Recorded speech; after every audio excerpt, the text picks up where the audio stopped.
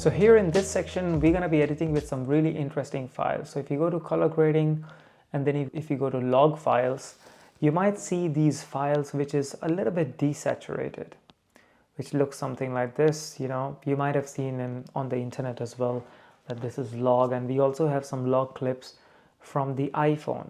So what are log clips? Maybe let's just import this one. So I'll just drag and drop on the timeline. So what is a log clip?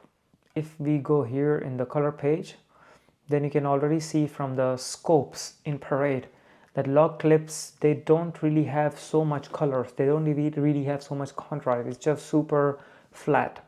And the benefit of filming in log clips is that if you want to push the image, if the image was initially super dark, you can increase the brightness of image without it falling apart.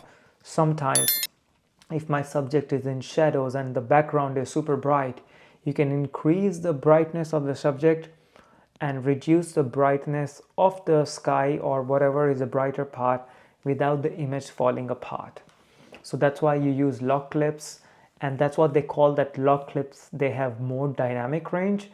What does that mean is that of course you can push the clip to so much more brighter or so much more darker with respect to how it is shot. And also you can do some really heavy cinematic color grading, because if I do like really crazy color grading in some footage which is out of a really ordinary camera, my footage would just fall apart. You know, it just would look super saturated and super childish or super unprofessional. But if you do the exact same color grading on a log picture, it would look super cinematic. So what do we do with this image? I would just press the gallery here so that we have more space. I'll just zoom in, scroll the mouse. So this video is shot on my Sony a7S III. It is shot in Sony log. So what you can do for this image to look neutral is I would add one more node, and I would just do adjustment, and I would do here CST. So what is CST? CST is called color space transformation. So I told you that my footage was shot in Sony log, which means that my footage was shot in Sony log color space, and we have to transform the Sony log into Rec 709. Rec 709 images look like this already beforehand. Rec 709 image would look like this. So that's what I have to convert the log file to the Rec 709. So how do you do that? You go to CST, just choose a normal frame, and then you go to effects. I have chosen favorites in my setting, but if you go here, show all, then you would see all the effects. So here you just select colors, and if you want this to be favorite, you can just click on star, and then you can just have all the favorites here. But let's just go in the main menu. So I would drag this color space transformation to the node here, CST. And now you would see that there are a few options here. So if I go to input color space, I would choose Sony because that was what this color space was shot at, Sony a3 Cine. So if you are a video editor and if you're getting your footage from someone else and you don't know what color space it is shot at, then it's going to be a big problem. So really ask the person who's giving you the videos that which color space it is shot at. So let's do Sony Cine 3 Gamma. So as soon as I would change it, you would see a little bit of change in the video. Do you see there's a little bit of colors in the video? It looks a little bit fine, but it's still really washed out. And then input gamma, we have to change is to S-Log3. I told you, right, that it was filmed in S-Log3 format. So let's go S-Log3. So you see, with one clip, it has changed from the flat profile to this. And you can also see the parade here. The color parade, it expands. In the beginning, it was this much, and now it goes here. And what I told you before is that our main goal is to expand this parade as much as possible to get the most out of our footage. So I'll just toggle off the space, and the output color space, I would leave it to the timeline color space, because if you go here to settings, then you go color management, and here you can see that the timeline color space is Rec 709 Gamma 2.4. So that's what the timeline color space is. So that's what it is here. So I don't really need to put it, because there is an option, you know, Rec 709 Gamma 2.4 or something. Rec 709 and then Gamma, you would choose 2.4, but we already have it, so really don't worry about that. So I can see here is that everything just looks really perfect. So I would just leave it like this, and then we can do the same thing. We can go and do the color changes, but maybe what I would also do is that I would do some adjustments, because I think that I can see here that I can push this a little bit more because I want a little bit more pop. So I would bring the lifts down to bring a little bit more contrast in the image, and then gain a little bit higher. Gamma as well a little bit higher. So this was before adjustment, this is after. So you can see that there's a little bit of contrast in the image.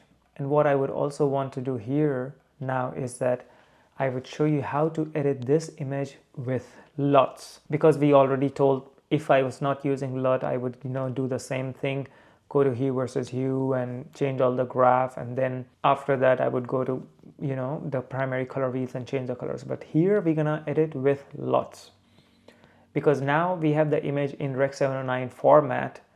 We're gonna import some LUTs. So you go to LUTs and you have the LUTs here, and then if you do this, then you have a whole list.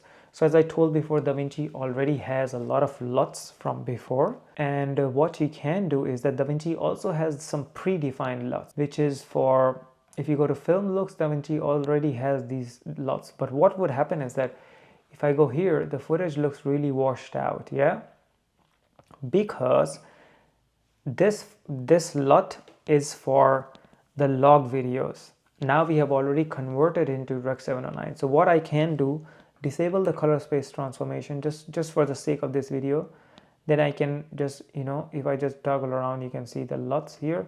Then I can put this LUT. But we are not going to use this LUT. We're going to use the LUTs which is already in Rec 709 color format. So if you see this Rec 709, I've also given this LUT in the description. I will go to Rec 709, and then you have a group of 20 LUTs here. They are really cool. I also use them sometimes in my videos. Really cool. So here what I would do, I would move to the next node, because I don't want to do color space transformation and LUT in the same node. So let's go to LUT and let's just hover around these files to see which one fits the best. This is looking fine. I think the LUT 10 was always nice. So I would go to LUT, and what you can also do, if I want this LUT, I would just double click, so it is on my image. Or what you can also do, go to applied LUT to the current node, and then it's there. LUT is there. It is looking pretty nice. If you see the parade here, this was before the LUT. And as soon as we introduced the LUT, it expanded the parade a little bit more. But that's really fine. I think it is a really good look. So what we want to do is that I want to grab still of that, and I know another footage which was shot on the same camera, which is this one. So I'll just grab it here. I'll go here because I know that where the footage was. So I'll just grab it here, bring it in the timeline. So this would be my hero frame, or maybe a little bit before that. And then to get rid of this LUTs, I'll go to gallery. So then I have all the, the video settings already saved here. So then I would go here, right click to Sony, apply grade. So of course you can see that the adjustment is making a bit of trouble because we made the image a little bit darker. It's not really needed. It already looks really nice here. But then according to the parade, I see that there's a lot of shadows. You can also see that a lot of shadows here. So what I would do, increase the shadows a little bit. I can also see there's still a little bit of room for improvement here. Just gain a little bit up and then reduce the lift. So this was before and after. So what did we do? In the beginning it was like this. So I already from the parade I can see that everything is super down. There's a lot of room to play around, and we have to lift the shadows here. So I lifted the shadows here, and then I increased the gain, so that would push the graph like so, and then I reduce the lift to get a bit of contrast. Here what I can do, after LUT you can also put some other settings what we taught. If I think that this green is a bit too saturated, you can do this again. So I can go to hue versus hue curve, I go to hue versus saturation, I can choose the greens, maybe increase the range, and then I can reduce the greens here. So this was before and after. And I also think these greens are a bit too bright. So what I can also do, I go to hue versus luminance, I choose this green. I can reduce the luminance of this green. So if I go full screen, this is before, this is after. So I think this looks a bit more realistic because our main focus is the subject, not the greens. Because this was the greens before, and now look at this. What I can also do is that I can go to hue versus hue. I want to make this green a little bit more yellowish. So what I would do, there's a nice green, I would go up, up, and down. So you see if I go full screen, this was before. So we can do so much magic with everything what we have learned.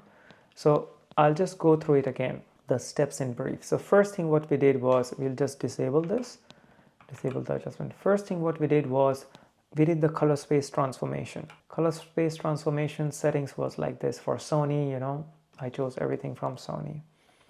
Then what did we do is we did some adjustment. So adjustment looked like this, you know, because then we saw here in the parade that everything was down before, so then we did the adjustment. Then we put a LUT, which you also have, you can just go in the description. And after that, I didn't like the color of the green, so I used what we have learned before. I changed the color of the green, I changed the luminance, and I changed the saturation. And then I had this dramatic look in the greens. And now what I can also do is that I can put an overall colors. So if I want it to be a bit more dramatic or so, I can just go like this. Or if I wanted to have like a bit of Dune look, you know, the Dune movie, then I can give this look. So you can do so much crazy stuff in DaVinci Resolve by just learning this little tiny effect. And if you're a videographer, freelancer, you can just charge so much to your clients, or you can just impress people online by just doing this little steps that wow, and that would already make the footage look like it's been professionally color graded. And everything looks so nice and neutral here because this is shot in log. But for example, if I just reset this, yeah, and with the LUT, one more thing, with the LUT, this was before the LUT, this is after the LUT. I really like the look. Maybe I can show you with different LUT so it makes more sense. For example, this LUT, yeah, this LUT looks pretty decent. It's not my favorite, but with this LUT, I really like the look what it's producing, but I don't want the intensity to be too much. So what I can do is that I can go here. So if you see here, it says key, I'm gonna press it, and then the key output, I can reduce it to 50% or whatever percent, and that would reduce the intensity of the LUT. So I can just go down, down, down. So as I go down, you can also see that the opacity of this node also reduces. So that is kind of showing that, you know, that the filter is just half applied. So this is after half applied. So that's still a really good look. And you can also, I feel that the contrast is a bit missing. So you can always just go back, you know, reduce the darks a little bit, maybe increase the gains a bit more, you know, to give it a bit more punch. So this was my image before, after. Full screen, let's go full screen. This was my image before, super flat, this is after.